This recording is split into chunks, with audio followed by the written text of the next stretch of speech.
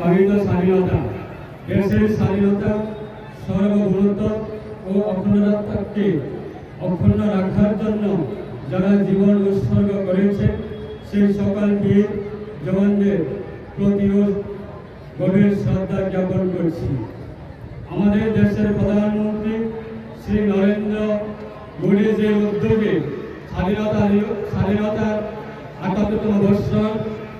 এই পূর্তি উপলক্ষে আমরা ভারতবর্ষের সমস্ত জায়গায় ঘর তিরঙ্গা কর্মসূচি গ্রহণ করেছি এবং প্রবল উৎসাহ উদ্দীপনার সাথে এই কর্মসূচি এই জেলা তথা রাজ্য প্রতিটি প্রান্তে পালিত হচ্ছে। ৭৮তম স্বাধীনতা দিবস উদযাপন উপলক্ষে দক্ষিণ ত্রিপুরা জেলায় প্রশাসনের উদ্যোগে আজাদিকে